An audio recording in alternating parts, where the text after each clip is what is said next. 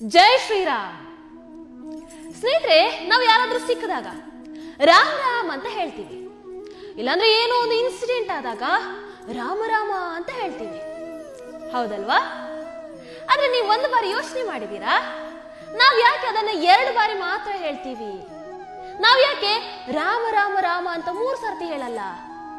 ಅಥವಾ ಯಾಕೆ ನಾವು ರಾಮ ಅಂತ 1 ಸರ್ತಿ ಹೇಳಲ್ಲ? ಯಾಕೆ 2 ಬಾರಿನೇ ಹೇಳ್ತೀವಿ? ಏನಾದ್ರೂ ರೀಸನ್ಸ್ ಇದೆಯಾ?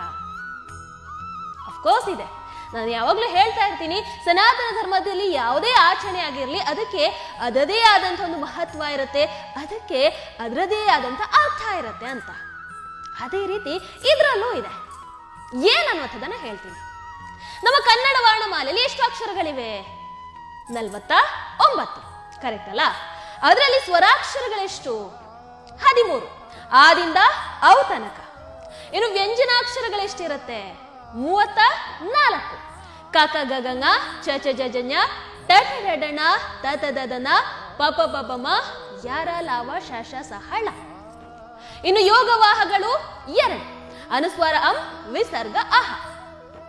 ಈಗ ನಾವು ರಾಮ ಅಂತ ಹೇಳಿದಾಗ ರಾ ರ ಪ್ಲಸ್ ಅ ರಾ ಅಂತ ಆಗುತ್ತೆ, ಕರೆಕ್ಟಾ?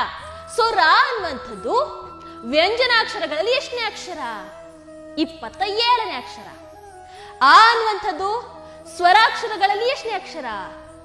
2ನೇ ಅಕ್ಷರ. ಮ ಅನ್ನುವಂಥದ್ದು ವ್ಯಂಜನಾಕ್ಷರಗಳಲ್ಲಿ 25ನೇ ಅಕ್ಷರ.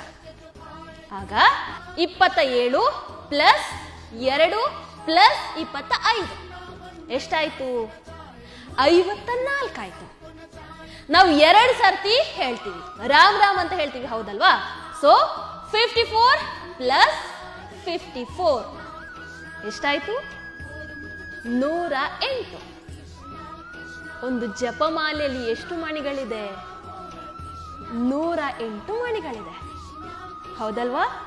ಅಂದ್ರೆ ನಾವು ರಾಮ ರಾಮ ಅಂತ ಹೇಳಿದಾಗ ಅದು ಒಂದು ಜಪಮಾಲೆಗೆ ಸಮನಾಗತ್ತೆ. 108 ಬಾರಿ ಜಪಿಸಿದ ಹಾಗೆ ಆಗತ್ತೆ, ಕರೆಕ್ಟ್ ಅಲ್ಲ? ಅದಕ್ಕೋಸ್ಕರನೇ ನಾವು ಪ್ರಭು ಶ್ರೀರಾಮನ ನಾಮವನ್ನ 2 ಬಾರಿ ತೆಗೆದುಕೊಳ್ಳುವಂಥದ್ದು. ಈ ವಿಚಾರ ನಿಮಗೆ ಗೊತ್ತಿತ್ತಾ? ದಯವಿಟ್ಟು ನನಗೆ ಕಾಮೆಂಟ್ ಮೂಲಕ ತಿಳಿಸಿ. ಹಾಗೆ ಇದನ್ನ ಆದಷ್ಟು ಹೆಚ್ಚಿನ ಜನರಿಗೆ ಶೇರ್ ಮಾಡಿ. ರಾಮ್ ರಾಮ್. ಟಿವಿ ವಿಕ್ರಮ, ದೇಶ ನಿಮ್ಮ ಕೈಯಲ್ಲಿ.